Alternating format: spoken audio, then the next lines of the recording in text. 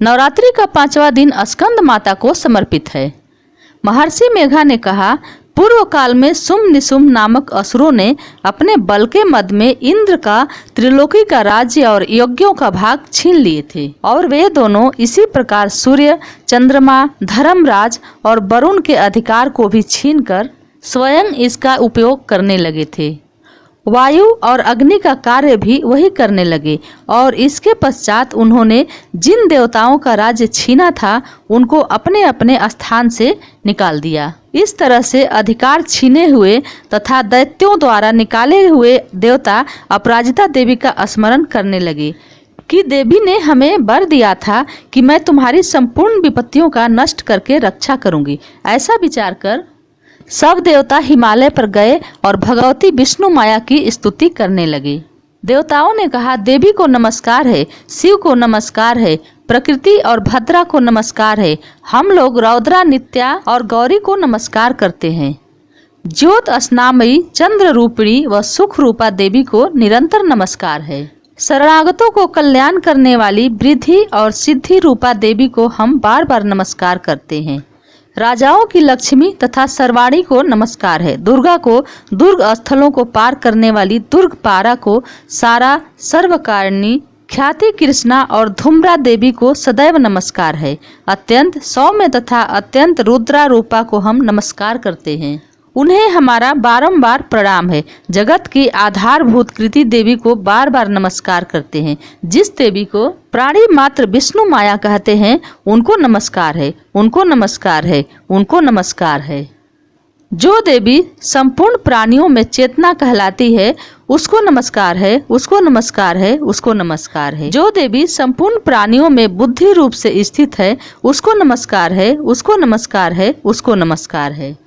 जो देवी सब प्राणियों में निद्रा रूप में विराजमान है उसको नमस्कार है, उसको नमस्कार है, उसको नमस्कार है। जो देवी संपूर्ण प्राणियों में क्षुधा रूप में विराजमान है उसको नमस्कार है, उसको नमस्कार है, उसको नमस्कार है। जो देवी संपूर्ण प्राणियों में छाया रूप में स्थित है उसको नमस्कार है, उसको नमस्कार है, उसको नमस्कार है। जो देवी सब प्राणियों में शक्ति रूप में स्थित है उसको नमस्कार है, उसको नमस्कार है, उसको नमस्कार है। जो देवी संपूर्ण प्राणियों में तृष्णा रूप में स्थित है उसको नमस्कार है, उसको नमस्कार है, उसको नमस्कार है। जो देवी शांति रूप में स्थित है उसको नमस्कार है, उसको नमस्कार है, उसको नमस्कार है। जो देवी सब प्राणियों में जाति रूप में स्थित है उसको नमस्कार है, उसको नमस्कार है, उसको नमस्कार है। जो देवी सब प्राणियों में लज्जा रूप में स्थित है उसको नमस्कार है, उसको नमस्कार है, उसको नमस्कार है। जो देवी सब प्राणियों में शांति रूप में स्थित है उसको नमस्कार है, उसको नमस्कार है, उसको नमस्कार है। जो देवी संपूर्ण प्राणियों में श्रद्धा रूप में स्थित है उसको नमस्कार है, उसको नमस्कार है, उसको नमस्कार है। जो देवी सब प्राणियों में कांति रूप में स्थित है उसको नमस्कार है, उसको नमस्कार है, उसको नमस्कार है। जो देवी सब प्राणियों में वृत्ति रूप में स्थित है उसको नमस्कार है, उसको नमस्कार है, उसको नमस्कार है। जो देवी सब प्राणियों में स्मृति रूप में विराजमान है उसको नमस्कार है, उसको नमस्कार है, उसको नमस्कार है।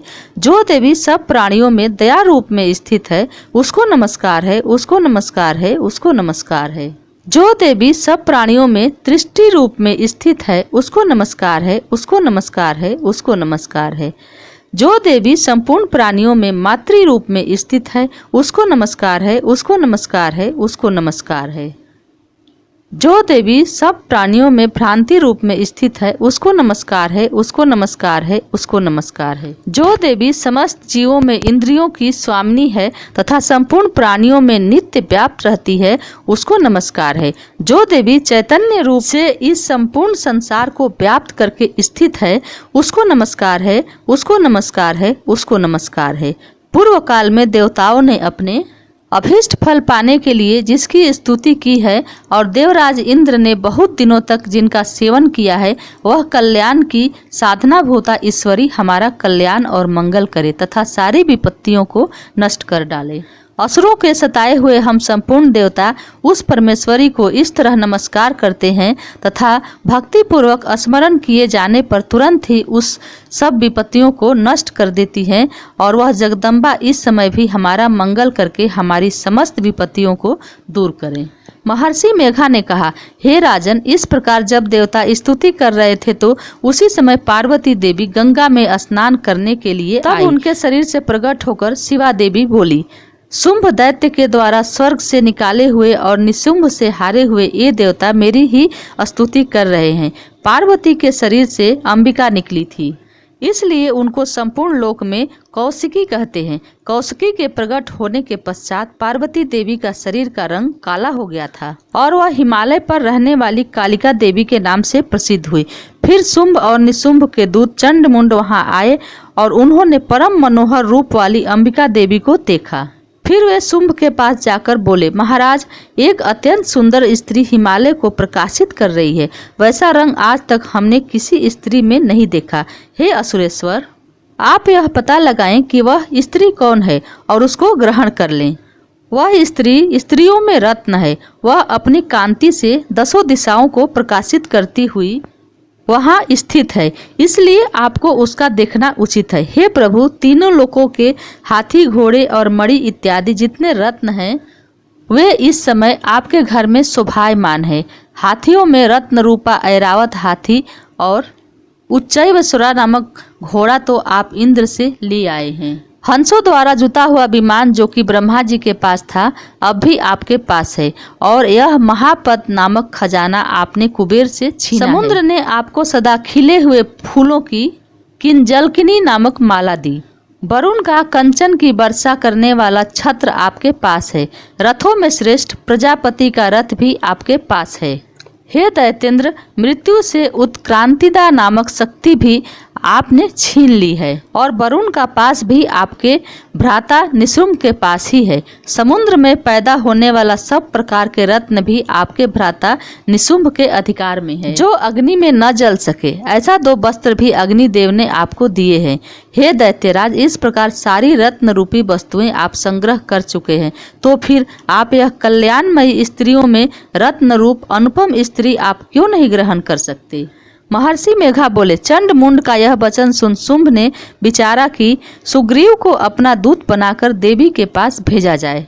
प्रथम उसको सब कुछ समझा दिया और कहा कि वहां जाकर तुम उसको अच्छी तरह से समझाना और ऐसा उपाय करना जिससे वह प्रसन्न होकर तुरंत मेरे पास चली आए। दूत सुग्रीव पर्वत के उस रमणीय भाग में पहुंचा जहां देवी रहती थी। दूत ने कहा, हे देवी, दैत्यों का राजा शुंभ जो इस समय तीनों लोकों का स्वामी है, मैं उनका दूत हूँ और यहाँ आपके पास आया हूँ। संपूर्ण देवता उसकी आज्ञा एक स्वर में मानते हैं।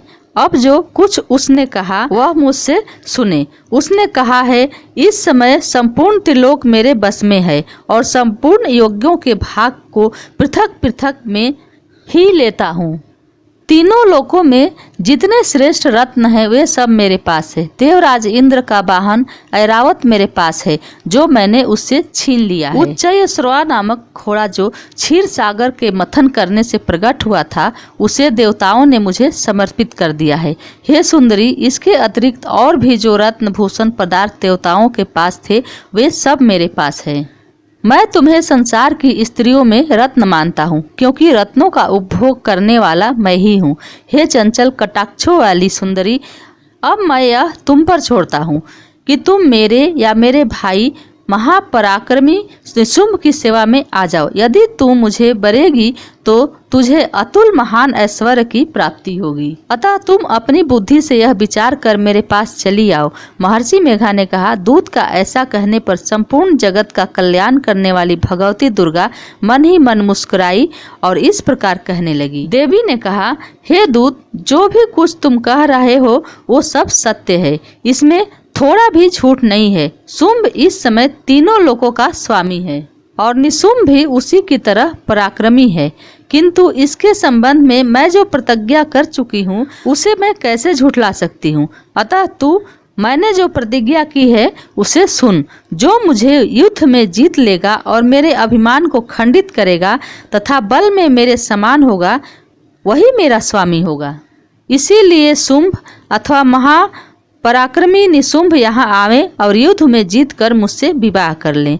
इससे भला देर की क्या आवश्यकता है। दूत ने कहा, हे देवी, तुम अभिमान में भरी हुई हो, मेरे सामने तुम ऐसी बातें न करो। इस त्रिलोकी में मुझे तो ऐसा कोई दिखाई नहीं देता जो शुंभ और निशुंभ के सामने ठहर सके। हे देवी, जब अन्य देवताओं में से कोई शुंभ व निशुंभ के सामने युद्ध में ठहर नहीं सके, तो फिर तुम जैसी स्त्री उसके सामने रणभूमि में ठहर सकोगी? अतः तुम मेरा कहना मानकर उनके पास चली जाओ, नहीं तो जब वह तुम्हें केस पकड़कर घसीटते हुए ले जाएंगे तो तुम्हारा गौरव नष्ट हो जाएगा। इसलिए मेरी बात मान लो। देवी ने कहा, जो कुछ तुमने कहा ठीक है। शुंभ और निशुंभ बड़े बलवान हैं, लेकिन मैं क्या कर सकती हूँ, क्योंकि मैं बिना विचारे प्रतिज्ञा कर चुकी हूँ। इसलिए तुम जाओ और मैंने जो कुछ कहा है वह सब आदर पूर्वक असुरेंद्र से कह दो। इसके पश्चात वे जो उचित समझे करें। तो इसी तरह से यहाँ पर 5वां अध्याय समाप्त होता है। प्रेम से बोलिए स्कंद माता की जय।